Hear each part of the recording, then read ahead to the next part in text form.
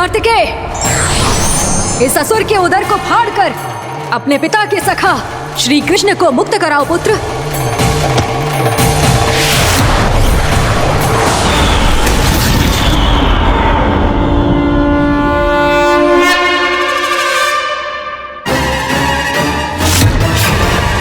मैंने कहा था तुम में से कोई भी मेरा बाल भी बांका नहीं कर पाएगा। तुम देवताओं का तो सामर्थ्य ही क्या, स्वयं देवों के देव महादेव भी मेरा कुछ नहीं बिगाड़ पाएंगे। कृष्ण को अपने उदर में ही पचा जाऊंगा मैं।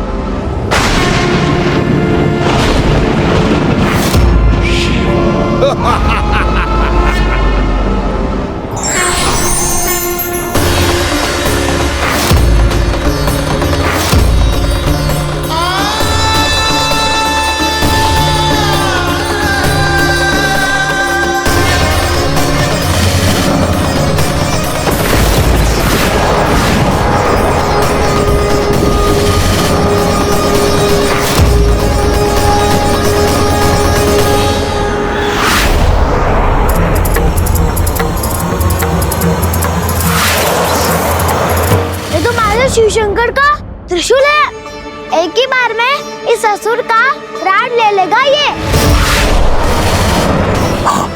महादेव का त्रिशूल?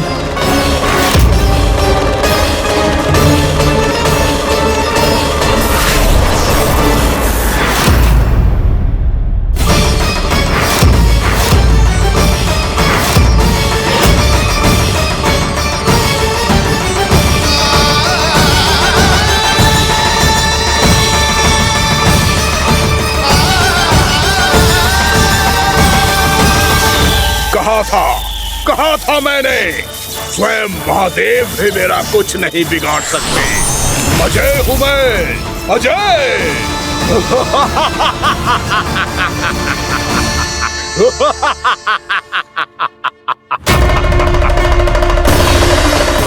प्रभु, आपके त्रिशूल की महिमा तो अपरंपार है, तो फिर ये ठहर क्यों गया? आपने अपने त्रिशूल को वापस क्यों ले लिया महादेव? इस दुष्ट का संहार क्यों नहीं किया? क्योंकि इसकी मृत्यु मेरे हाथों नहीं, मेरे सखा नारायण के अवतार श्री कृष्ण के हाथों ही होगी, और यही विधि का विधान है। पर पिताजी, श्री कृष्ण तो इस असुर के उदर में फंसे हुए हैं, हम उन्हें मुक्त कैसे कराएंगे? ये उन्हें स्वयं ही मुक्त करेगा पुत्र। श्री कृष्ण अपने अपमान से क्रोधित नहीं होते, पर अपने भक्तों का अपमान वो क्षण भर भी सहन नहीं कर पाते। वकासुर यही भूल कर रहा है, हम सबका निरंतर अपमान करके वो उन्हें क्रोध दिला रहा है।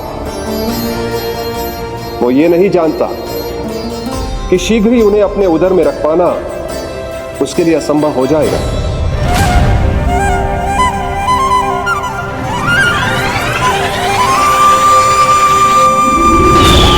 क्या हुआ महादेव, पराजित होकर भी मुस्कुरा रहे हैं? पर अब तो महादेव कहलाने के भी योग्य नहीं रहे आप। असफल देवताओं की इस अयोग्य सेना को लेकर चले जाइए यहाँ से। ना ये मेरा सामना कर सकते हैं और ना ही आप। मेरी शक्ति के सामने आप अक्षम हैं महादेव।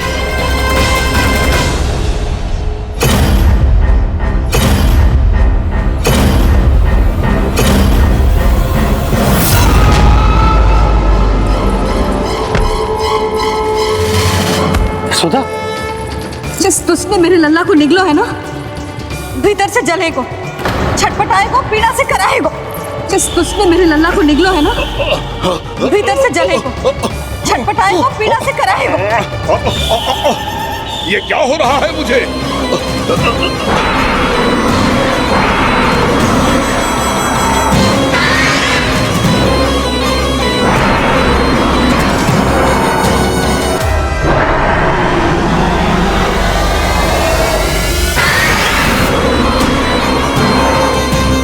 मुझे ऐसा क्यों लग रहा है जैसे भीतर से जल रहा हूं मैं।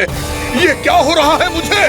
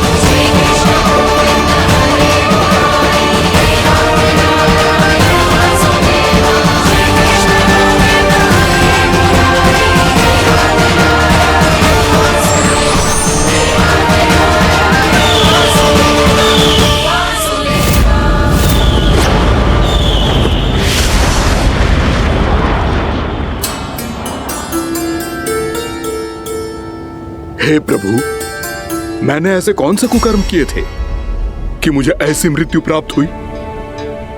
और ऐसे कौन से सुकर्म किए थे कि आपके हाथों से मुझे मोक्ष प्राप्त हुआ है प्रभु?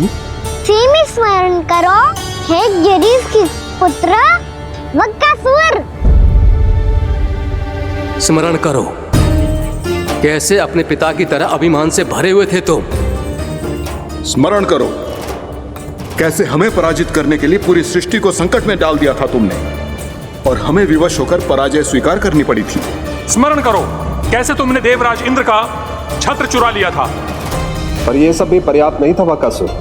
तुम्हारे पापों का घड़ा तब भरा था जब तुमने देवी गंगा के जल में साधना करते हुए जजाली मुनि की तपस्या में व्यवधान डाला था।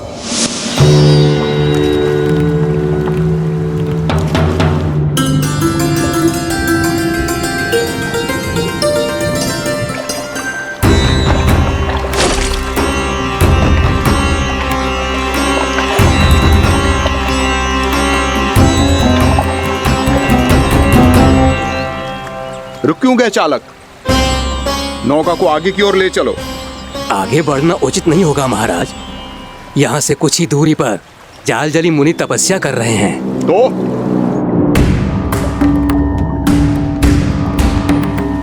मेरे मत्स्य आखेट के क्षेत्र में इसने तपस्या करने की भूल की है। मेरे ही राज्य में मेरा कोई क्षेत्र मेरे लिए वर्जित हो, यह मुझे स्वीकार नहीं है। आपने पर्याप्त मत्स्य आखेट कर लिया है महाराज।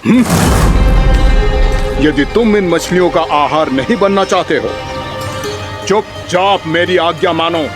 क्षमा, क्षमा महाराज।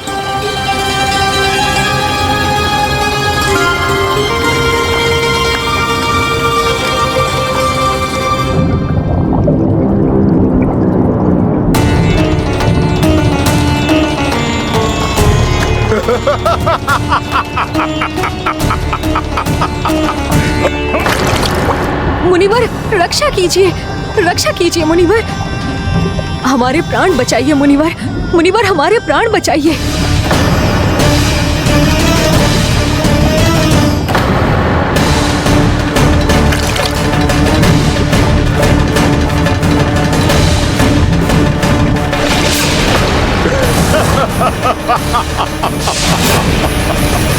ठहर जाओ असुरराज, इन मछलियों को हानि ना पहुंचाओ। क्यों मुनि? अब मछलियां पकड़ने के लिए मुझे तुमसे आज्ञा लेनी पड़ेगी। तुमने तपस्या करने से पहले किससे आज्ञा ली थी? माँ गंगा से, इस जल में रहने वाली सभी मछलियों से। इस उपकार के बदले इन सभी मछलियों को रक्षा करने का वचन दिया था। इसीलिए असुरराज, मैं शांति से कह रहा हूं, इस स्थान को अशुद्ध ना करो। चुपचाप यहां से चले जाओ, नहीं तो इसका परिणाम अच्छा नहीं होगा।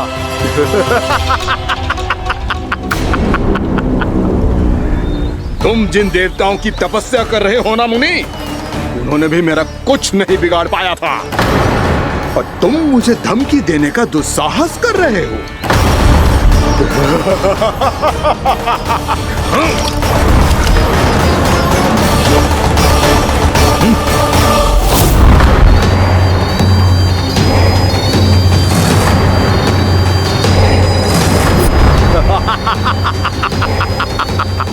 मूर्ख, विचारों से तो तू राक्षस है ही, और स्वभाव से उस बगुले की तरह है जो भूख ना होने पर भी उन निर्दोष मछलियों को आहार बनाता रहता है। इसलिए अभी इसी क्षण से तू बगुला का जीवन जिएगा। ये मेरा श्राप है, ये मेरा श्राप है।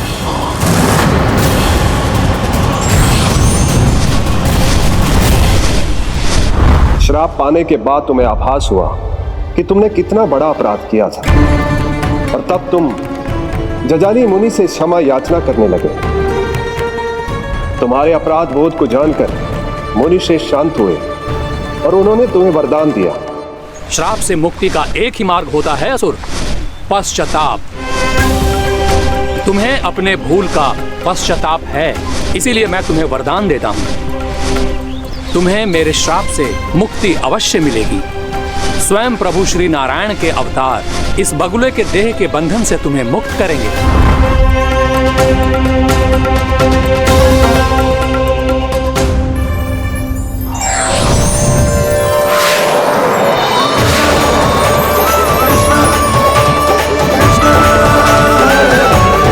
प्रणाम स्वीकार करें प्रभु।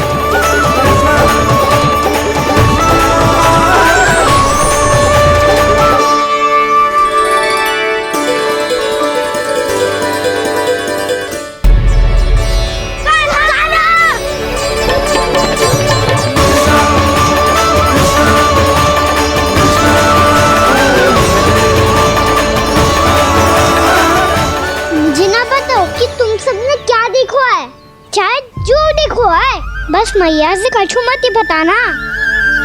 कान्हा!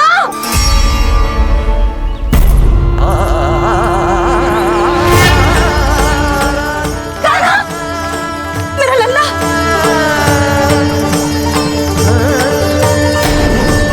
भानु बता रहा था तुझे कोई असुर पंछी निकल गया था। हाँ?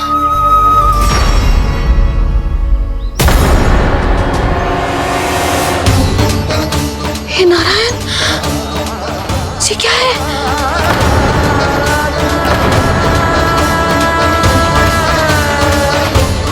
ये सब कैसे हुआ लल्ला? हाँ?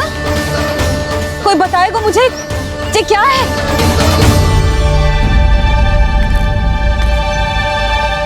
श्रीधामा, मधुमंगल, चिची को सब कुछ बता दो। ये असुर पक्षी मुझे निगलने वाला था रानी भाभी, तभी अंतिम क्षण में कान्हा ने आके मुझे बचा लियो। और ये असुर पक्षी ने कही कि यह है वृंदावन का राजकुमार, नंदराज का लल्ला। इसके होते कोई भी वृंदावन वासियों को हानि ना पहुंचा सकते।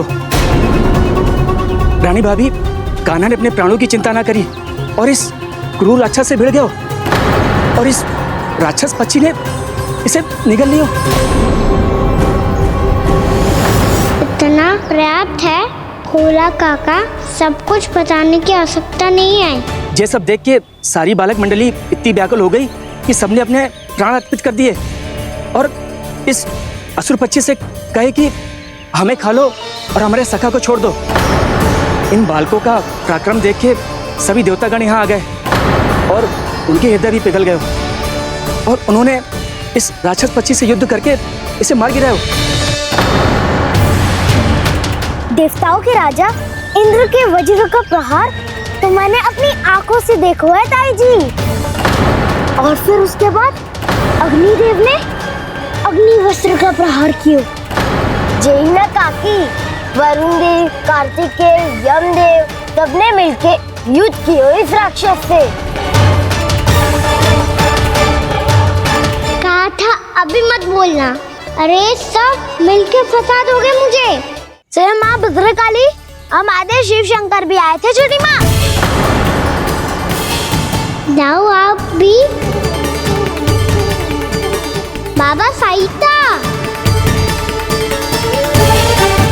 मुझे लगता है कि ये कान्हा भी इन्हीं देवताओं में से एक है। संभव तो है चीची, स्मरण है पूतना और तृणावर्त के आक्रमण के समय भी ऐसा ही हुआ था। सभी राक्षस मारे गए थे पर अपने कान्हा को एक खरोच तक न आई थी। हाँ जीजी, मुझे लगता था कि श्री नारायण की विशेष कृपा है हमारे कान्हा पे, पर अब तो देख के लग रहा है कि हमारा कान्हा ही स्वयं श्री नारायण है। या फिर उनका अवतार है ये। अरे बस करो तुम सब, ऐसा कछु ना है। अरे जितनी बात सुनी है उससे तो यही लग रहा है कि कान्हा देवताओं और असुरों की युद्ध के बीच में फंस गया था। उसका इस सब से कोई लेना देना ना है। तो फिर इसके तन पे एक भी खरोच क्यों ना आया नंदराज? हाँ,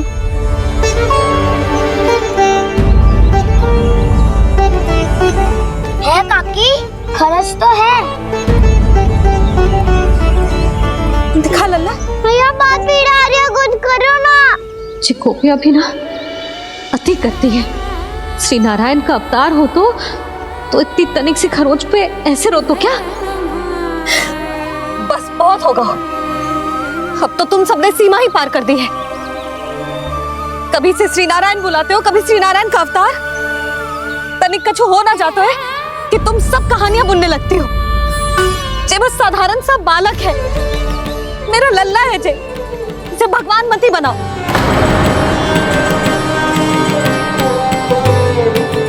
और तू, क्या आवश्यकता थी तुझे यहाँ आने की? हाँ, वो भी मुझे बिना बताए। मेरे से छल करके आयो है तू। अब तू घर चल, ऐसा दंड दूंगी ना कि मैया बहुत पीड़ा हो रही है। मैया बहुत पीड़ा हो रही है मैया। हाँ नन्ना, तू घर चल, मैं तुझे औषधि लगा दूंगी। हल्दी का लेप लगाऊंगी ना, झट से ठीक हो जाएगा। चल चल।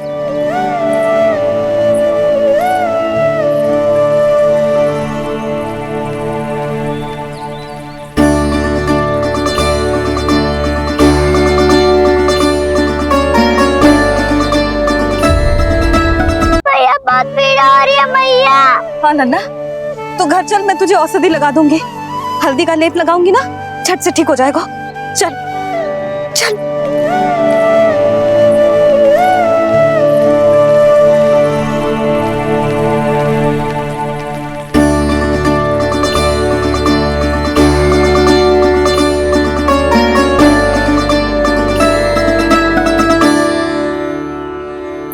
बस लल्ला बस, रो मते। चल चल चल, आजा। अभी औषधि लगाऊंगी ना, तेरी सारी पीड़ा लुप्त हो जाएगी। आजा आजा, बैठ जा लल्ला। अभी आई मैं। हाँ,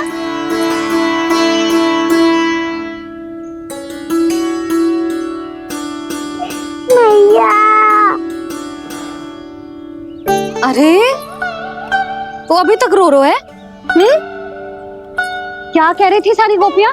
बता।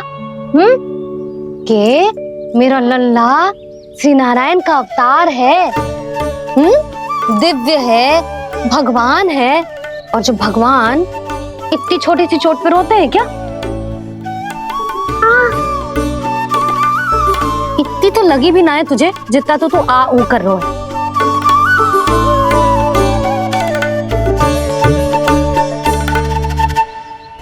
आओ ना, करूंगो। आप ऐसे दुलार थोड़ी करोगी। ओहो, वृंदावन का गौपालक जो इतनी छोटी सी चोट पे रोता है ना? गोप बालकों का मुखिया इतनी छोटी सी चोट पे रोता है? मेरा लल्ला तो सबसे शक्तिशाली है। इतनी छोटी सी चोट तो क्या, बड़े बड़े राक्षसों से भी ना घबराता है। हाँ, एक बार में सबको समाप्त कर देता है कि ना? हाँ मैया, यदि कोई राक्षस वृंदावन की ओर तेरी दृष्टि करके आएगा, तो सबसे पहले कान्हा को सुरक्षा में खड़ा पाएगा। फिर चाहे जो बाल बन के आए या बगुला बन के।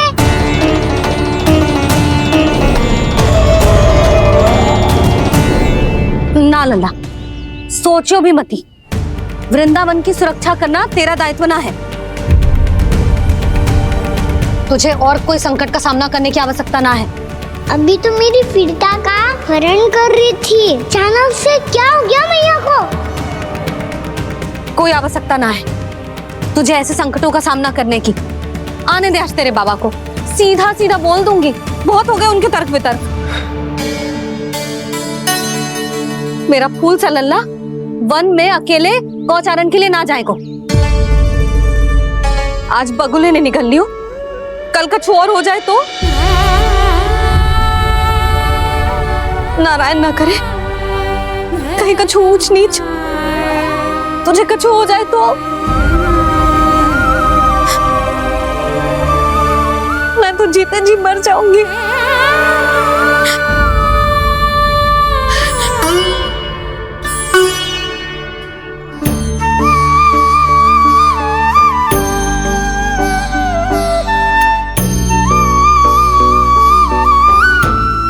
लल्ला की वीर मैया इतनी सी बात तो रोती है क्या? क्या करूं कान्हा, तुझे ऐसे बार बार संकट के मुंह में जाते हुए ना देख सकती मैं। तो फिर मैया मैं वचन देता हूँ, आज के बाद मैं गौचारण के लिए तभी जाऊंगा जब आप आज्ञा दोगी। पक्का छल ना करेगा ना मेरे साथ? मैंने कब छल करो मैया? अच्छा ठीक है, ना करूँ छल। यदि आपसे पूछे बिना बाहर निकलो तो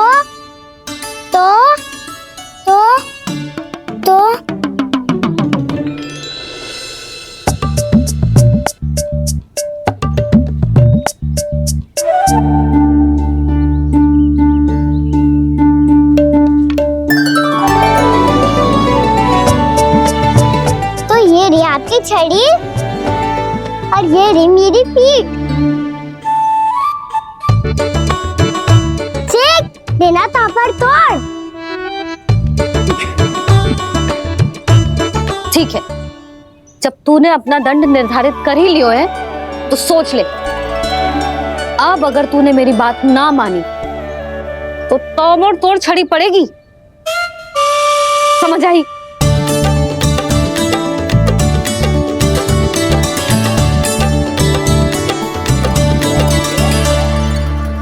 अच्छा ही है कि कान्हा कुछ दिन घर ही रहे। आज वन में जो हुआ है अवश्य कंस ने ही करवाए हुए वो सब।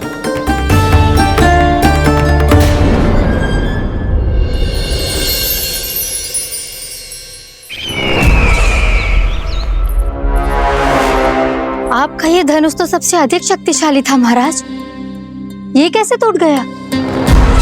कहीं ये बकासुर की पराजय का संकेत तो?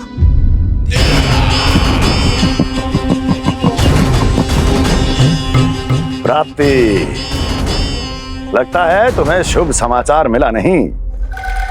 उस बकासुर ने उस विष्णु अवतार को जीवित ही निगल लिया है। अरे अब तक तो उस नन्हे से बालक को पचा भी चुका होगा वो। उसके तन में रक्त बनकर वो विष्णु अवतार और उसकी शक्तियां दौड़ रही होंगी। क्षमा कीजिए महाराज। क्षमा कीजिए, इस अशुभ से मुख से शुभ समाचार आने दो। माथे के बल को ढीला करो, चेहरे पर मुस्कान लाओ और कहो, महाराज, वृंदावन में मातम फैल चुका है। मैं ऐसा ही करता महाराज, यदि सूचना सत्य होती तो।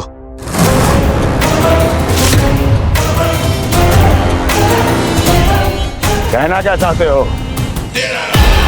एक क्षण में सूचना उगलो, अन्यथा मेरा योद्धा बकासुर विष्णु अवतार की तरह तुम्हें भी जीवित निकल जाएगा। आने दो। बकासुर मारा गया महाराज, बकासुर मारा गया महाराज, बकासुर मारा गया। बकासुर मर चुका है?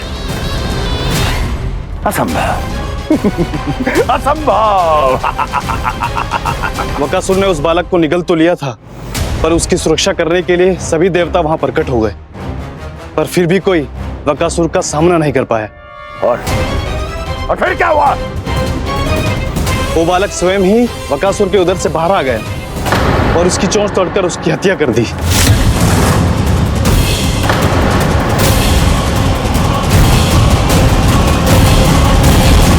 वन में बकासुर की चोंच टूट गई और यहाँ आपका ये धनुष।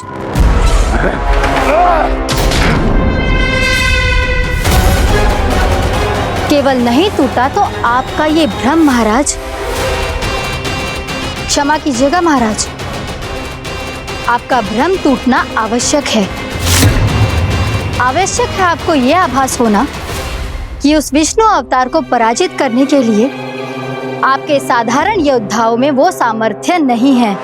अच्छा सर, पूतना, तृणावर्त, बकासुर,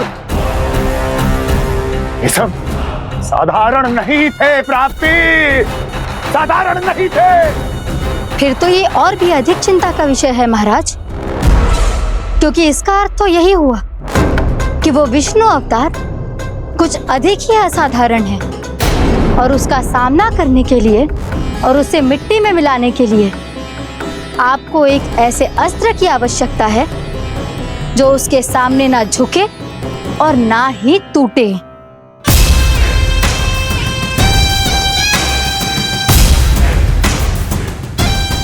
तो फिर मैं ऐसा ही अस्त्र ढूंढूंगा, चाहे आकाश पाताल एक क्यों ना करना पड़े मुझे, 10 दिशाएं 14 भुवन क्यों ना नापने पड़े मुझे। मैं उस अस्त्र को अवश्य ढूंढ निकालूंगा जो उस विष्णु अवतार के प्राणों की डोरी इस धनुष की तरह तोड़ सके।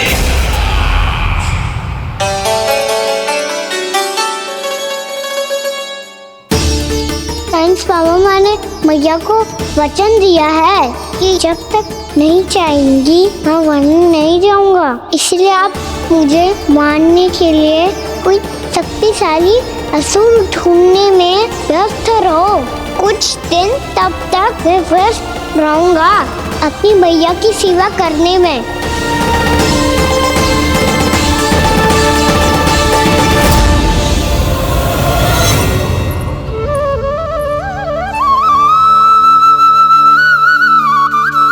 लो मैया, तुलसी जी को चढ़ाने के लिए जल।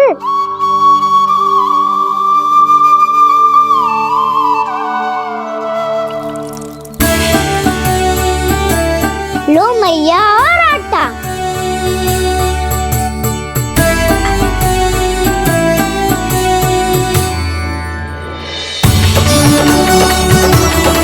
लो मैया, बेलन।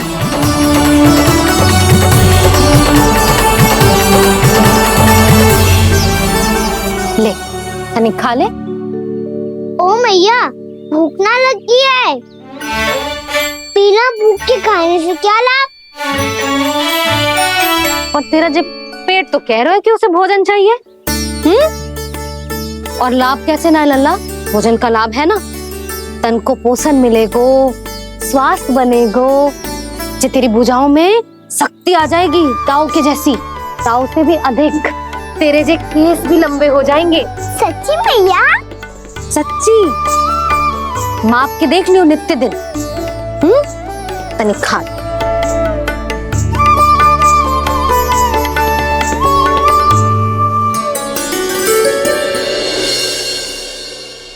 मान के मैया का कहना, छक के भोजन खाते हैं, नित्य मापते भुजा केश, पर ज्यों का त्यों ही पाते हैं।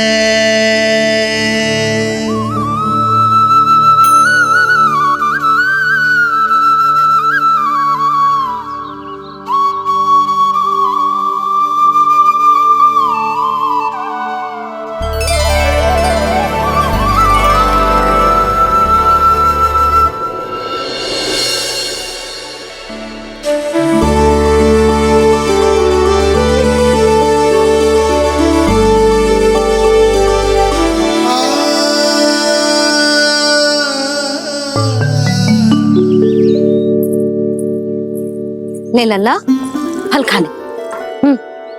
ना, मुझे ना खाने फल वल। क्यों?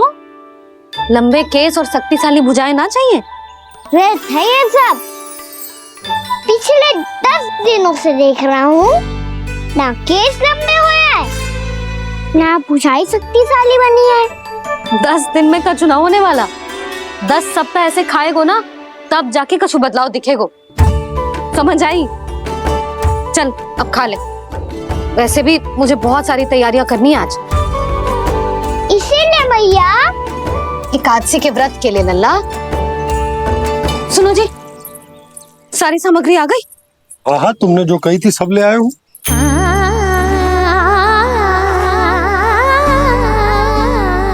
इसमें नारियल तो है ही ना, उसके बिना मैं एकादशी की पूजा कैसे करूंगी? यशोदा, मैंने भोला से कह दिया, वो लेकर आते ही होगा, घबराओ मत। कैसे ना घबराओ जी, आपको पता है ना एकादशी का व्रत मेरे लिए कितना महत्वपूर्ण है। पता है। अरे इसमें तो दिए भी ना है। दिए ना है? अब मैं अभी लेकर आता हूँ। आप रहने दो, मैं ही लेके आती हूँ। भक्त भोला राम के यहाँ से है। भक्त भोला राम? मेरा अर्थ है कुमार भोला यहाँ के यहाँ से। हाँ हाँ वो ही।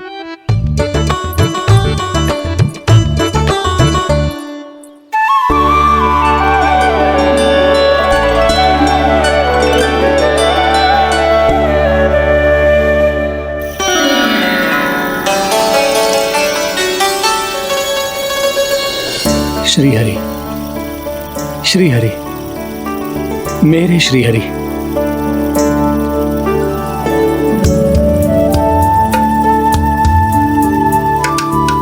मेरे श्री हरि।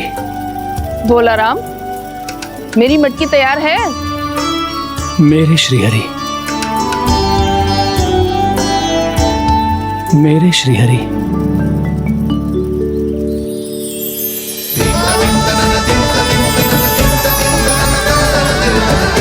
भोला राम,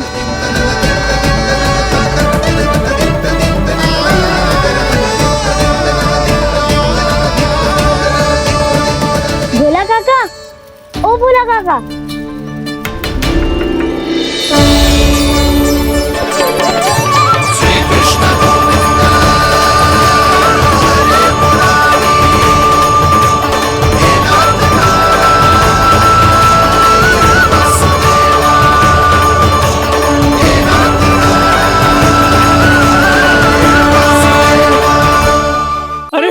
श्री हरि प्रसन्न हो गए।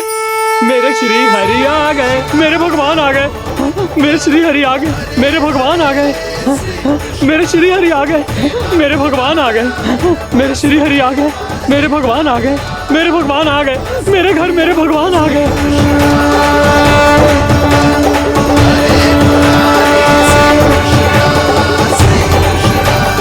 मेरे घर आ गए, मेरे श्री हरि आ गए। हाँ मेरे श्री हरि आ गए। जे तो बावले थे ही, अब बालकन को भी साथ में मिला लिए। उज्जवल क्या कर रहा है? अरे ठहर जा भोला।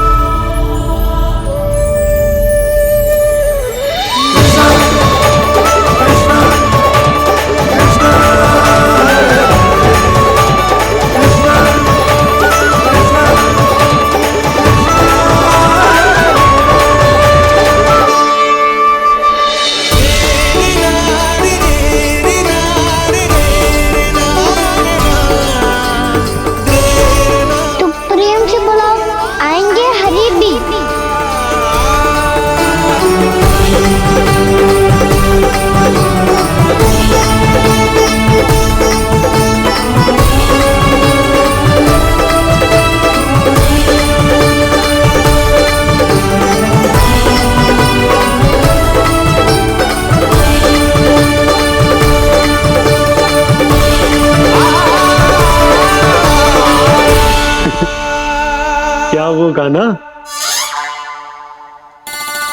किसकी धुन में झूम रहा तू? निर्मल निशा भक्ति की धुन में।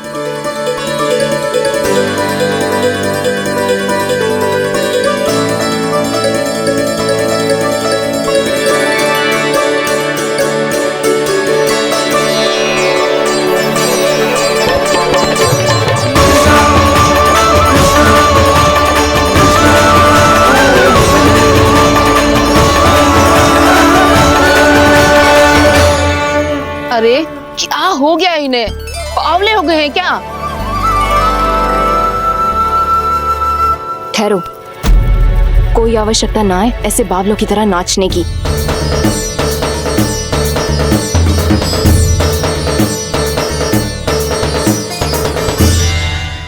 जे बावले ना है मौसी, भक्ति में रम गए।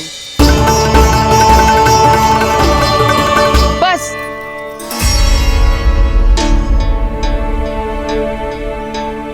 हम सब कब से खड़े हैं यहाँ, पर तुम्हें कुछ ध्यान ही रहा है।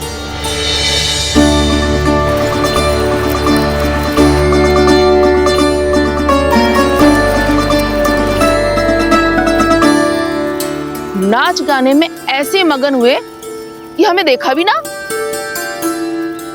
मुझे नाचते हुए देख मेरे श्री हरि को इतना आनंद आ रहा था कि मैं अपने आप को रोक नहीं सका। और वैसे भी मेरे जन्म का एकमात्र उद्देश्य है श्री हरि की सेवा करना, श्री हरि को प्रसन्न करना।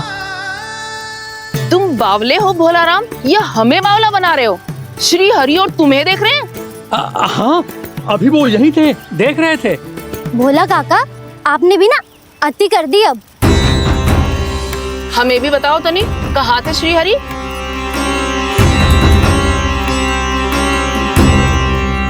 ना जाने अपना उपहास करवाने में क्या आनंद आतु है इन्हें। देखो, अब तुम सच मानो या झूठ, लेकिन हमरे श्री हरि यहीं थे, इसी चाक पर अभी। हाँ, लो सुन लो इस मूर्ख की बात। श्री हरि को और कोई स्थान ना मिलो जो इसके मिट्टी के चाक पे आकर बैठेंगे। श्री हरि को और कोई स्थान ना मिलो जो इसके मिट्टी के चाक पे आकर बैठेंगे। श्री हरि को और कोई स्थान ना मिलो जो इसके मिट्टी के चाक पे आकर बैठेंगे। जैसी मैया भैंस ही लल्ला, दोनों का कुछ पता ही ना चलतो, कब किस बात पर प्रसन्न हो जाए और किस बात पर रुष्ट। अरे मैं भला असत्य क्यों बोलूंगा? अभी यही थे श्री हरि। हाँ,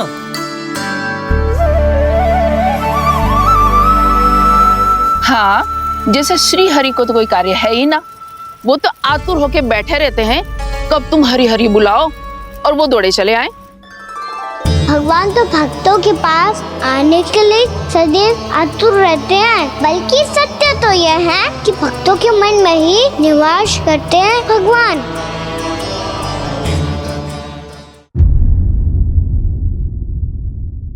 अरे मैं भला असत्य क्यों बोलूंगा? अभी यही थे श्री हरि। हाँ,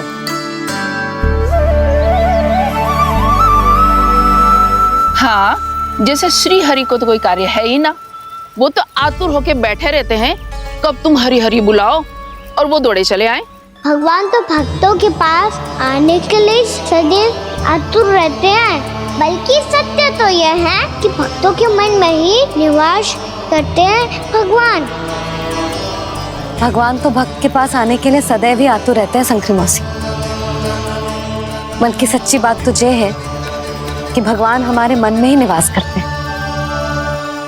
कम से कम तू तो इसे बढ़ावा मत दे जशोदा।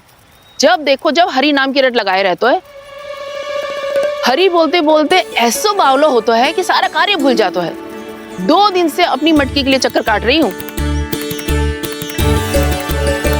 अभी तो एक चक्कर और लगाना होगा आपको। आपकी मटकी तैयार हो गई है, अभी लाता हूँ।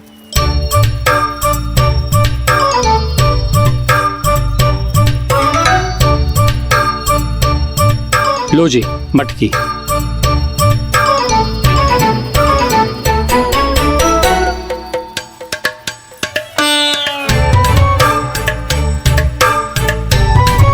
इस कच्चे मटके का क्या करूं मैं?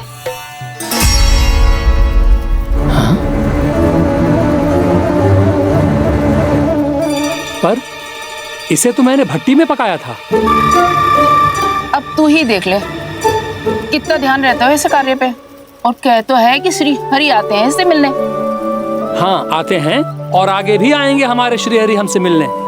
और आके मोक्ष देंगे, है ना? मांगूंगा तो मोक्ष भी दे देंगे, मांगूंगा तो मोक्ष भी दे देंगे, मांगूंगा तो मोक्ष भी दे देंगे। अभी तो ये बता कि तू मुझे मेरी मटकी कब देगो? और मेरी मांग कब पूरी करोगी भोलाराम जी? मेरो घड़ा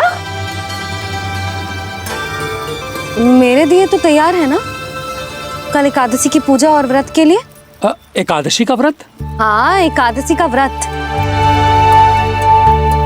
इसे करने से श्री हरि बहुत प्रसन्न होते हैं। अच्छा, फिर तो अभी लाया।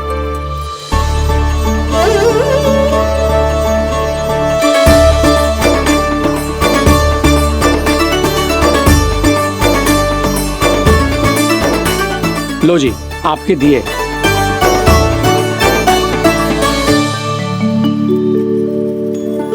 और जो हमने मांगा है वो? बाकी सब शेष द्वादशी के दिन मिलेगा, क्योंकि कल मैं भी एकादशी का व्रत रखूंगा, क्योंकि कल मैं भी एकादशी का व्रत रखूंगा, क्योंकि कल मैं भी एकादशी का व्रत रखूंगा।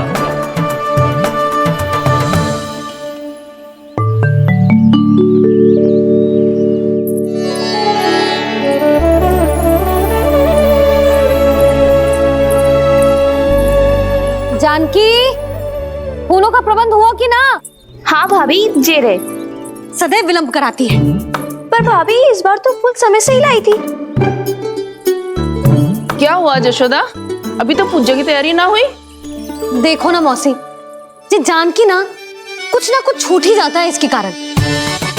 एकादशी की पूजा और व्रत आते ही जसोदा भाभी इतनी वग्र हो जाती है। ऐसो क्या हो गो इस पूजा में?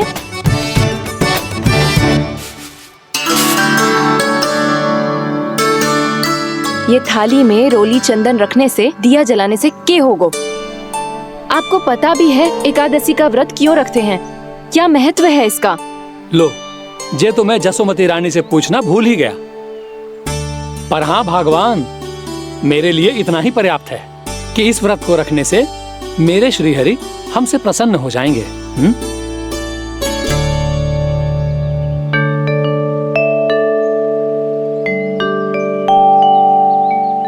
नारायण ही जाने ऐसे कैसे पूजा करते हैं जे श्री हरि की एक मूर्ति तक ना है इनके पास।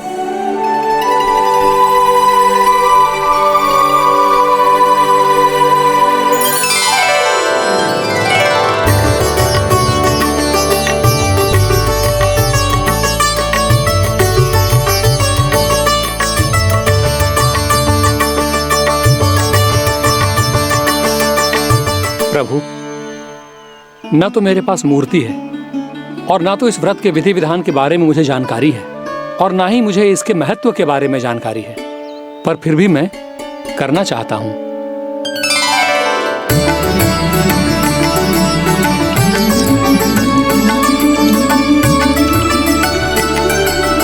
इसीलिए मैं दृढ़ संकल्प लेता हूं, पूरी निष्ठा के साथ, श्रद्धा के साथ और पूरी आस्था के साथ मैं इस व्रत को संपन्न करूंगा।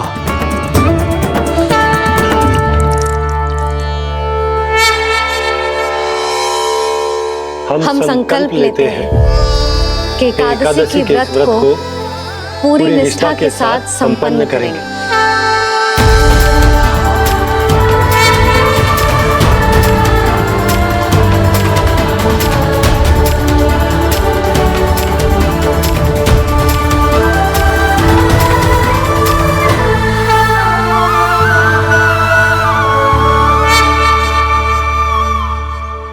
तुलसी जी के पत्ते तो हैं ही ना। श्री नारायण को तुलसी जी के पत्ते के बिना भोग ना चढ़तो है। जानकी, तुलसी के पत्ते कहाँ हैं?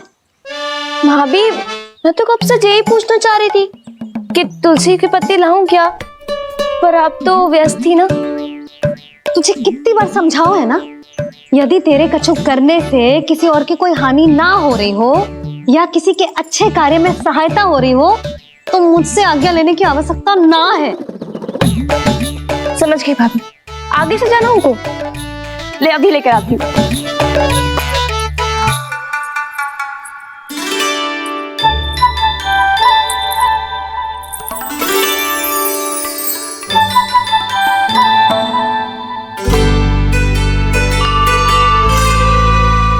ताऊ, आपने पहले ये व्रत करो है?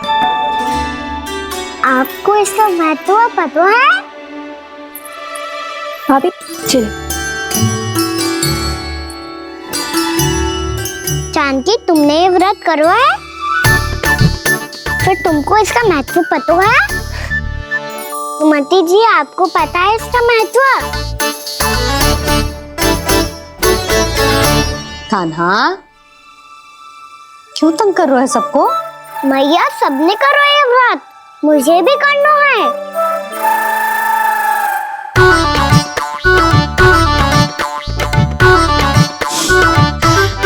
ये व्रत केवल बड़ों के लिए होती है लल्ला। जब आप ये व्रत कर सकती हो, बाबा कर सकते हैं, ये सारी गोपियां कर सकते हैं, वो भी कर सकते हैं, तो मैं क्यों ना कर सकता? क्योंकि तू कल तक भूखा ना रह पाएगो लल्ला। जब भक्त रह सकते हैं, फिर मैं क्यों नहीं रह सकता? मेरा अर्थ है कि नारायण के भक्त मैया, मैया मान जाओ ना, मुझे करने दो ना ये व्रत। अपनी लल्ला पे आप विश्वास ना है आपको? विश्वास है। अच्छा ठीक है, तू भी कर ले।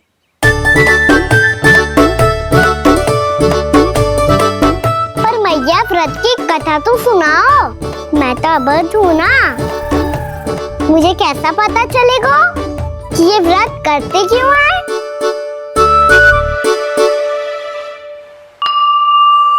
प्रभु, मुझ अबोध को कैसे पता चलेगा कि इस व्रत का क्या विधि विधान होता है और क्यों रखा जाता है और इसका महत्व क्या होता है?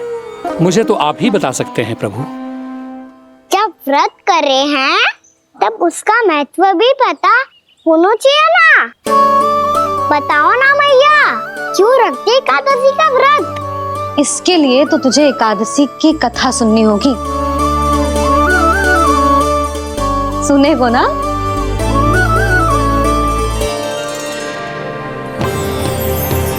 वसुदेव सुतं देवं कंस चाणूरमर्दनम् श्रीहरि, यशोदा परमानंदम् कृष्णं वन्दे जगद्गुरुम्। वाह प्रभु, अपने भक्तों को एकादशी व्रत का महत्व समझाने का अच्छा उपाय खोज निकाला है आपने।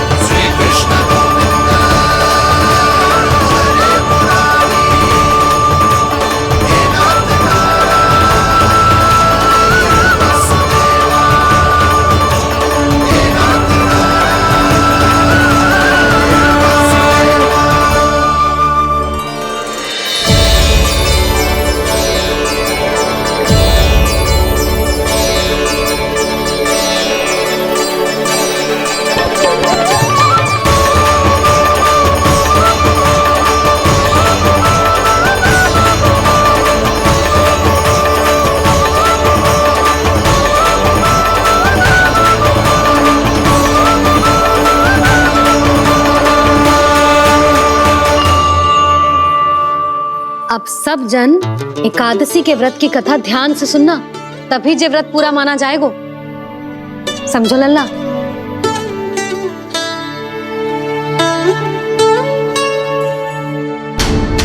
श्री कृष्ण गोविंद हरे मुरारी, श्री कृष्ण गोविंद हरे मुरारी, हे नाथ नारायण वासुदेव, हे नाथ नारायण वासुदेव।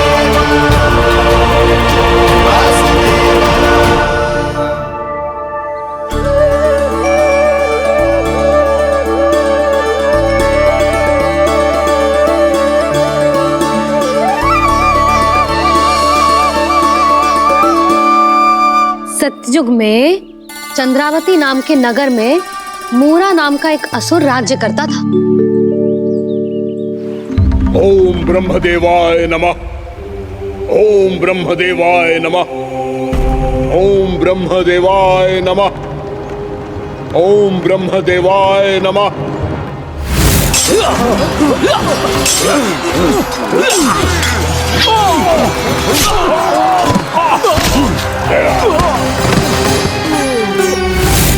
ओम ब्रह्मदेवाय नमः, ओम ब्रह्मदेवाय नमः। जब उसने देवताओं के हाथों असुरों की पराजय देखी, तब वो वरदान पाने के उद्देश्य से ब्रह्मा जी की तपस्या करने चला गो।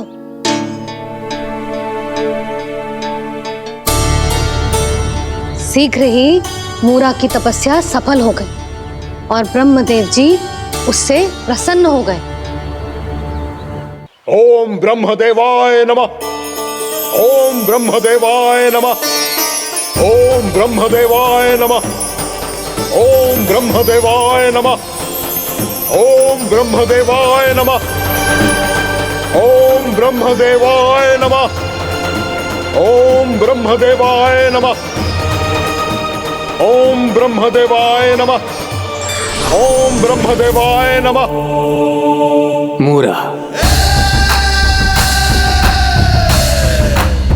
प्रणाम ब्रह्मदेव। तुम्हारी तपस्या सफल हुई। बोलो, तुम्हें क्या वर चाहिए? सृष्टि के रचयिता ब्रह्मदेव, कृपया मुझे ऐसा वरदान दीजिए जिसकी सहायता से मैं त्रिलोकी विजयी बन जाऊं और कोई देवता मुझे पराजित ना कर सके। यहाँ तक कि देवताओं के रक्षक, सृष्टि के संचालक भगवान श्री विष्णु के लिए भी मैं अपराजय रहूं। तथास्तु, तथास्तु, तथास्तु। प्रणाम ब्रह्मदेव।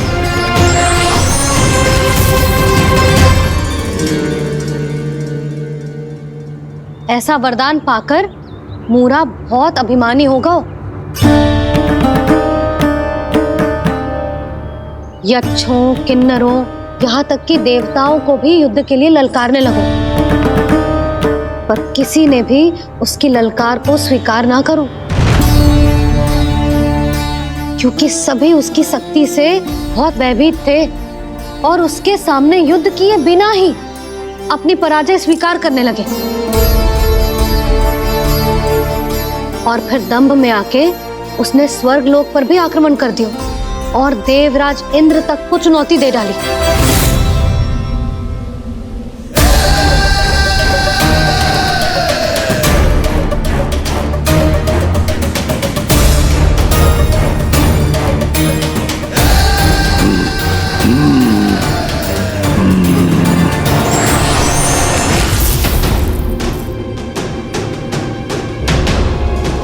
मैं प्रतीक्षा कर रहा हूं देवराज, क्या उत्तर है तुम्हारा? मुझसे युद्ध करोगे या फिर बिना लड़े ही पराजय स्वीकार कर मेरे अधीन हो जाओगे और सौंप दोगे मुझे अपना ये स्वर्ग लोक? सारी शक्ति तुम्हारे मुख में है या कुछ बाहुबल भी है तुम्हारे पास? मैं तुम्हारी चुनौती स्वीकार करता हूं मूरा, मैं तुम्हारी चुनौती स्वीकार करता हूं मूरा।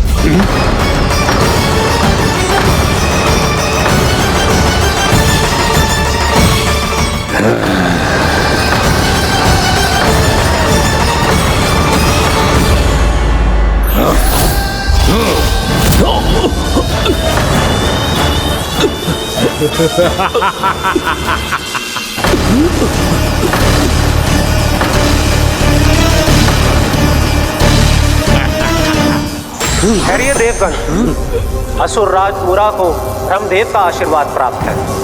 आप में से कोई भी इन्हें पराजित नहीं कर पाएगा।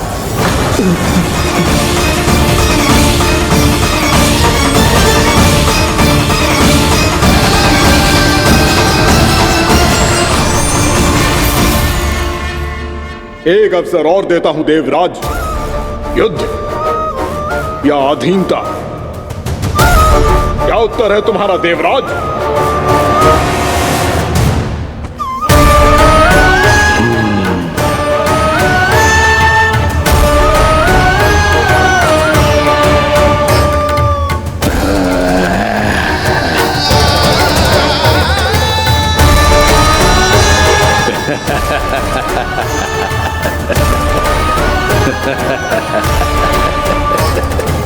इंद्र और सभी देवताओं ने मूरा के आतंक में आके उससे भयभीत होके अपना सिंहासन छोड़ दियो। अब मूरा स्वर्ग का अधिपति बन गयो और शीघ्र ही उसने अन्य सभी असुरों को स्वर्ग में निवास करने के लिए आमंत्रित कर दिया। और इस प्रकार से वो धीरे धीरे तीनों लोकों का सम्राट बन गया। उसे किसी ने रोका नहीं मैया? ना लल्ला, इतना साहस किसी में था ही ना। और फिर ये निश्चित करने के लिए कि भविष्य में किसी और असुर की मृत्यु ना हो, वो यमराज पे भी विजय प्राप्त करने के लिए यमलोक की ओर प्रस्थान कर दियो। वो तो अपने आप को और सभी असुरों को अमर बनाना चाहता था। पर देवता और यमराज भी उसकी ये योजना समझ गए थे। इसीलिए उसके आने से पहले ही सारे देवताओं ने श्री नारायण से सहायता के लिए गुहार लगाई। अब केवल आप ही कुछ कर सकते हैं प्रभु। अभी तो मूरा केवल त्रिलोक का स्वामी है, और यदि उसने यमलोक भी जीत लिया तो वो जीवन को ही नियंत्रित नहीं करेगा प्रभु, वो मृत्यु का भी स्वामी हो जाएगा। ऐसे में पहले सृष्टि का संतुलन तो नष्ट होगा प्रभु, और फिर स्वयं सृष्टि ही नष्ट हो जाएगी। ऐसा नहीं होगा यमदेव, नियति ऐसा होने ही नहीं देगी। विधि रचेगी खेल और मैं बनूंगा माध्यम। असुर राज मुरा का सामना मैं करूंगा। बस आप मुझे चुनौती देने के लिए उसे तैयार कर लीजिए, चाहे उसके लिए आपको साम दाम दंड भेद कोई भी उपाय क्यों ना अपनाना पड़े।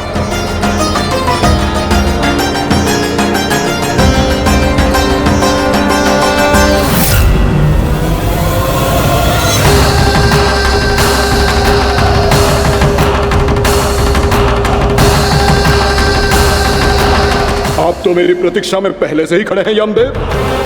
तब तो आपने मेरी चुनौती के बारे में भी सुना ही होगा। कहिए, क्या उत्तर है आपका? मेरा स्वागत करके अपना राज्य त्यागेंगे या मेरा सामना करके अपने प्राण? असुर राज मुरा का सामना मैं करूंगा। बस आप मुझे चुनौती देने के लिए उसे तैयार कर लीजिए, चाहे उसके लिए आपको साम दाम दंड भेद कोई भी उपाय क्यों ना अपनाना पड़े।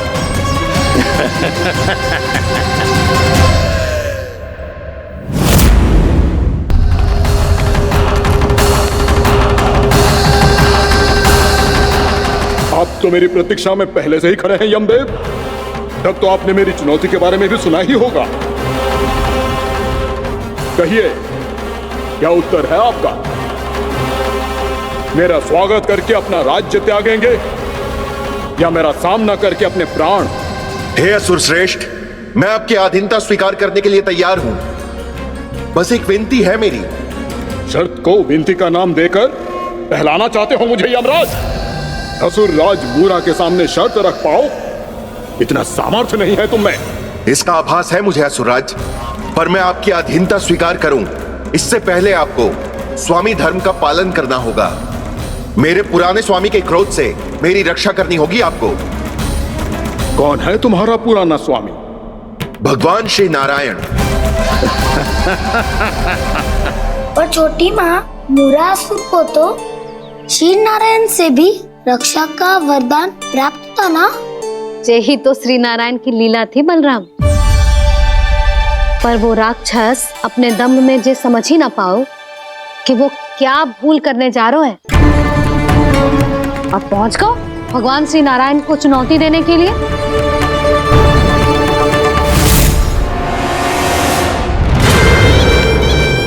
वहीं ठहर जाओ असुर राज मुरा।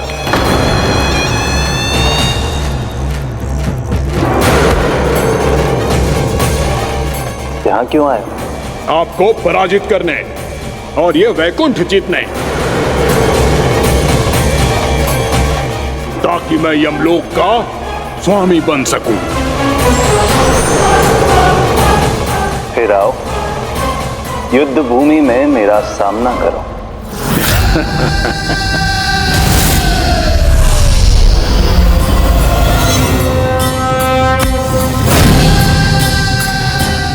ये नहीं जानते कि इनसे ना हारने का वरदान तो मैं पहले ही प्राप्त कर चुका हूँ। इसलिए युद्ध ठीक से आरंभ हो पाए उससे पहले ही इन्हें जीत लूंगा मैं।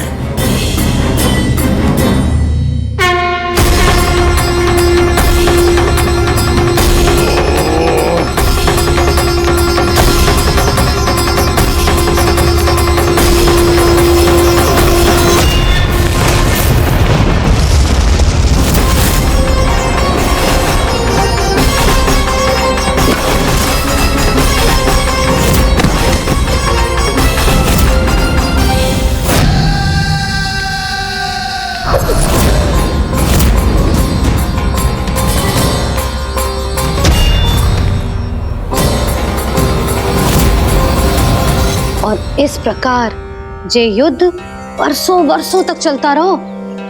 दोनों योद्धा पूरे ब्रह्मांड में अनेक अस्त्रों शस्त्रों के साथ युद्ध करते रहे।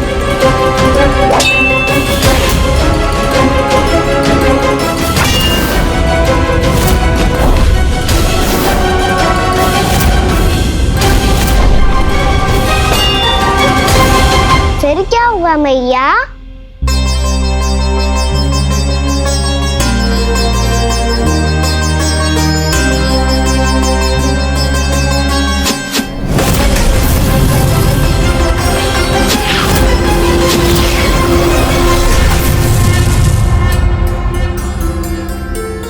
उस युद्ध को कभी समाप्त हुआ हो, पर कैसे?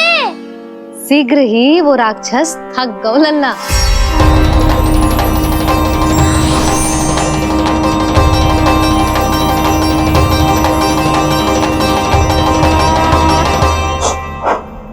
खड़े खड़े देख क्या रहे हैं नारायण?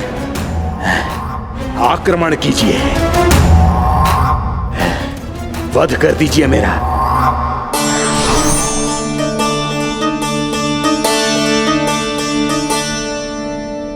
मैं तुम्हारी वीरता से प्रभावित हूं, इसीलिए इतनी थकान की स्थिति में मैं तुम जैसे वीर पर आक्रमण नहीं करूंगा। जाओ विश्राम करो। यदि फिर से युद्ध करने की इच्छा हो तो तुम्हारा स्वागत होगा।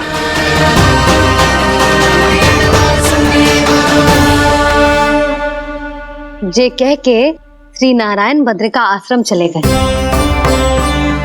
और वहां हिमवत नाम की एक कंदरा में ध्यान लगा के बैठ गए। उधर वो राक्षस विश्राम करने लगो। अनेकों दिन बीत गए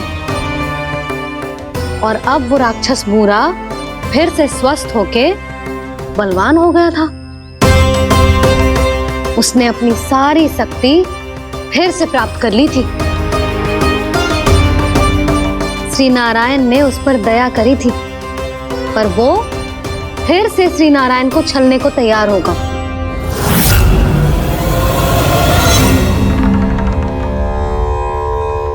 ध्यान में बैठे बैठे श्री नारायण योग निद्रा में चले गए,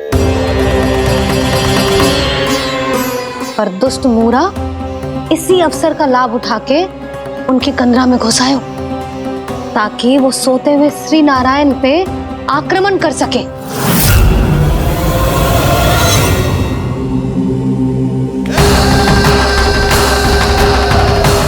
आज इस लंबे युद्ध को जीतकर अपने इस अंतिम शत्रु का भी अंत कर दूंगा मैं।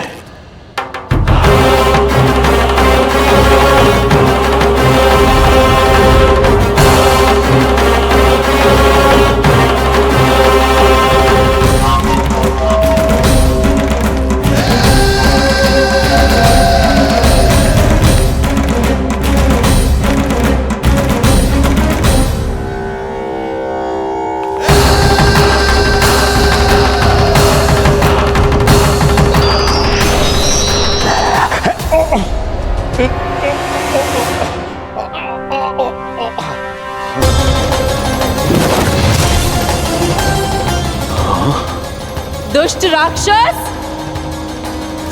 प्रभु ने तुझ पर दया की, तुझे संभलने का अवसर दिया। तू इन्हीं पर ही छल से वार करने चला है।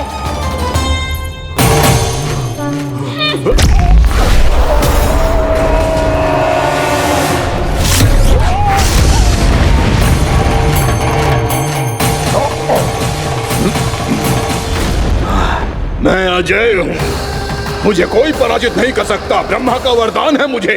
तूने नारायण से अपराजय होने का वरदान मांगा था मूर्ख, उनकी शक्ति से नहीं। ध्यान से देख, मैं तेरी मृत्यु हूँ, मृत्यु।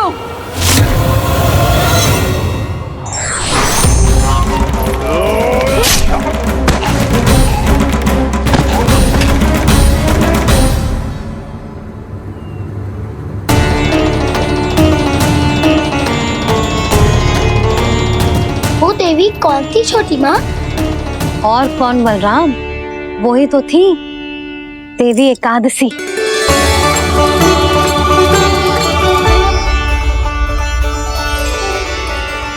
मुझे क्षमा कीजिए प्रभु, आपकी आज्ञा के बिना ही युद्ध करके आपके शत्रु को मृत्यु के घाट उतार दिया। क्षमा नहीं, आपकी तो प्रशंसा होनी चाहिए देवी। असुर राज को मारकर आपने सभी देवताओं को मुक्त करवाया है। इस पापी के अहंकार से तीनों लोकों की रक्षा की है आपने।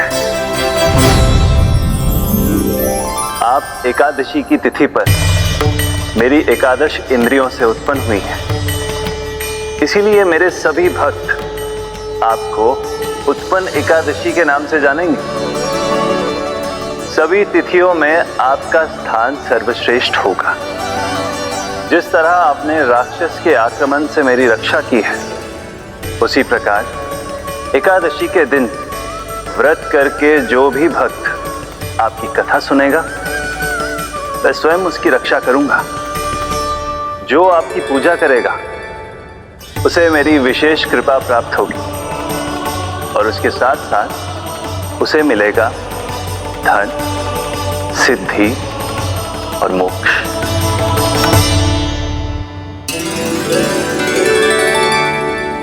इसीलिए आज के दिन व्रत रखने का बहुत अधिक महत्व होता है। बोलो एकादशी मैया की जय। बोलो श्री नारायण भगवान की जय।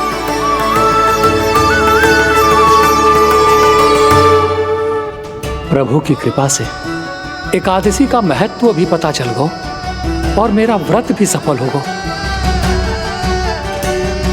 अभी नहीं भूला राम, एकादशी का व्रत पूरी तरह तभी सफल होता है जब द्वादशी के दिन उसे पूरा किया जाता है।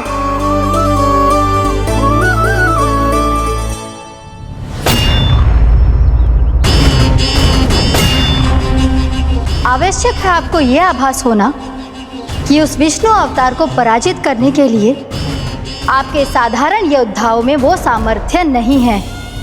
वो विष्णु अवतार कुछ अधिक ही असाधारण है।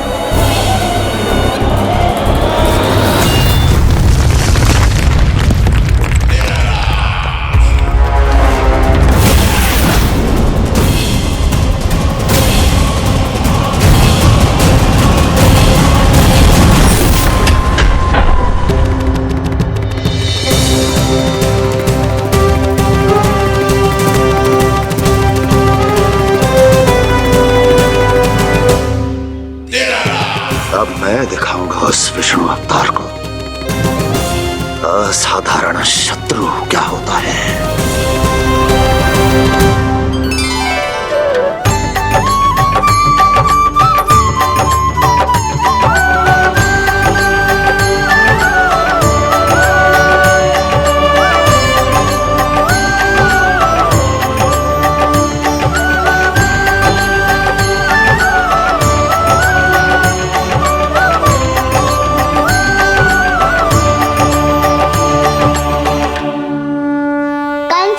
अधीर हो रहे हैं, पर मैया ने मुझे अभी तक बाहर जाने की आज्ञा नहीं दी है। अभी उन्हें किसी और राक्षस को यहाँ भेजने से रोकने के लिए मुझे कुछ करना होगा।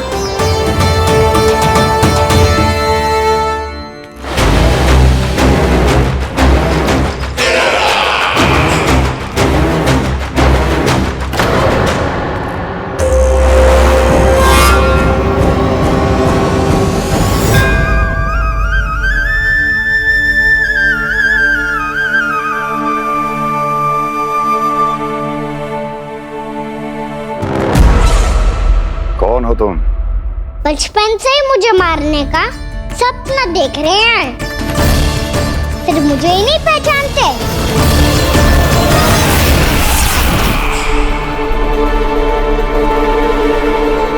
बचपन से विष्णु अवतार। कोई कान्हा बुलाता है तो कोई मुरलीधर पुकारता है, कोई माखन चोर कहता है, कोई कहता है चिच्चोर। पर विष्णु अवतार इस नाम से तो बस आप ही मुझे बुलाते हो मामा जी। इतना साहस, ये तो यहाँ आ गया है।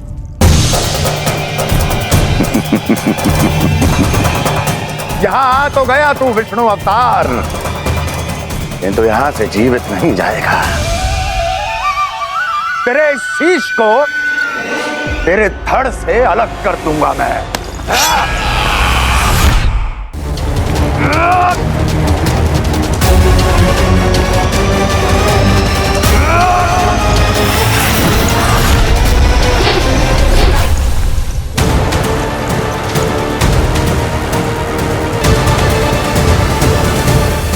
कहाँ देख रहे हो मामा जी?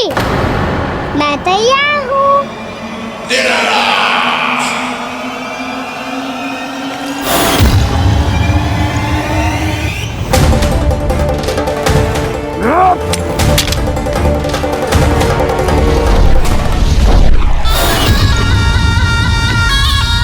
मामा जी, आप सदैव इसी तरह क्रोध में रहते हो क्या?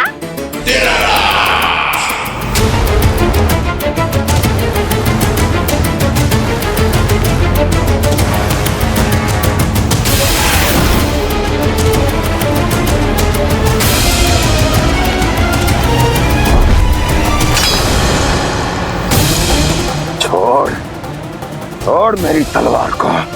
छोड़ो तो तब जब पकड़ा हूँ।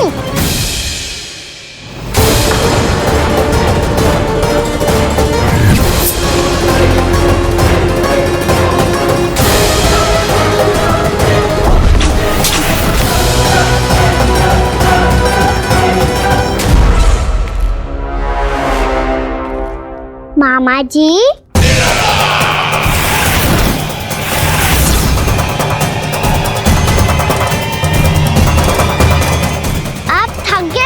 थोड़ा विश्राम कर लो। आपका तो पता नहीं, मैं अवश्य थक गया हूँ।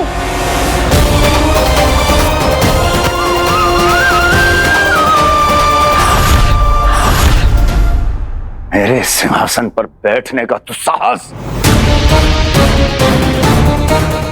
अभी तो बस अभ्यास कर रहा था मामा जी, भविष्य में मुझे तो बैठना है यहाँ। आपने बल प्रयोग करके से अपने पिताजी से छीना था, मैं आपसे छीन लूंगा। जो छल और बल से लिया जाए वो अधिक समय तक टिकता नहीं है मामा जी।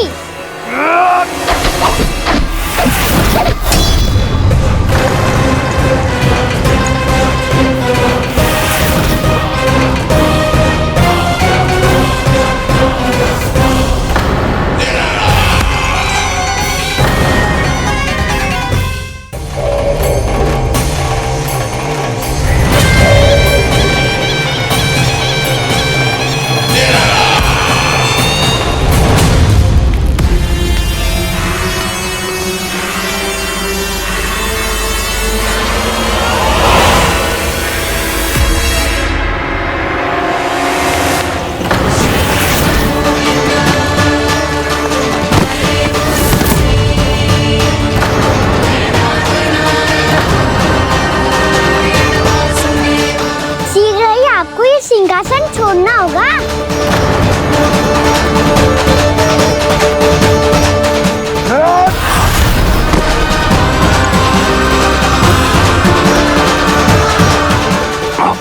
वो मेरा सिंहासन छीनना चाहता।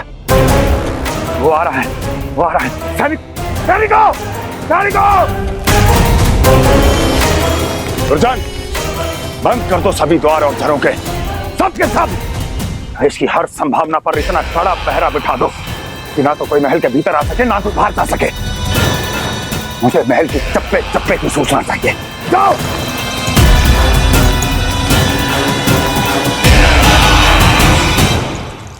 सिंहासन।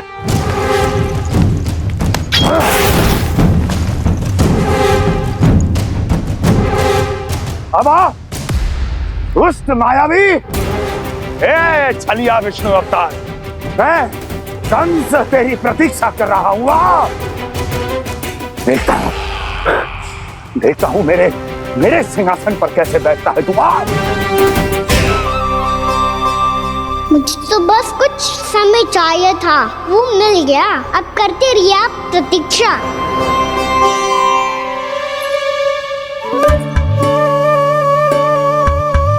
जी अपने आप से बातें क्यों कर रहे हो जी?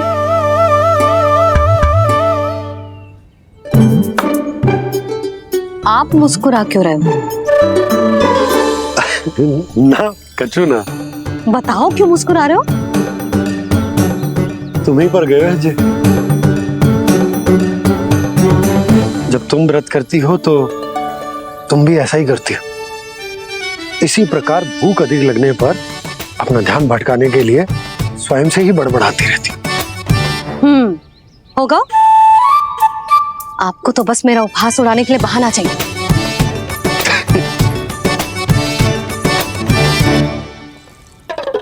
लल्ला, भूख लगी है?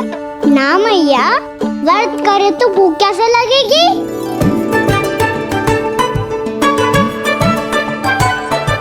यदि लगी हो तो छोटे बालकों को थोड़ी बहुत भूल चूक क्षमा होती है। कछु ना तो फल तो तू खा ही सकते है। अब तो पूरे नियम और विधि विधान से व्रत तोड़ूंगा। कल द्वादशी के सुबह मुहूर्त के अनुसार। ठीक।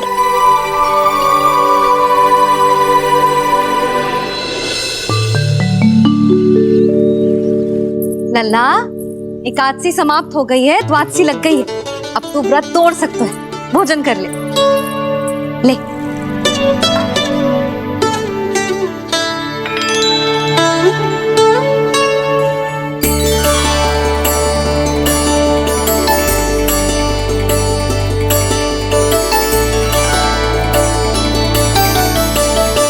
आज तो कार्य कर लीजिएगा। मैं ना चाहती कि सब गांव वाले फिर से आपका उपहास उड़ाएं। अरे इसी क्षण कार्य आरंभ करना आवश्यक ना है। कुछ खा तो लो।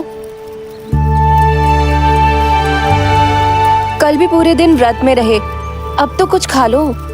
ना ना, अभी बिल्कुल भूख ना है। और हाँ भगवान, तुम्हें चिंता करने की आवश्यकता नहीं है। आज मैं किसी को भी 2 शब्द कहने का अवसर नहीं दूंगा। अरे कुछ खाओगे पियोगे नहीं तो कैसे रहोगे?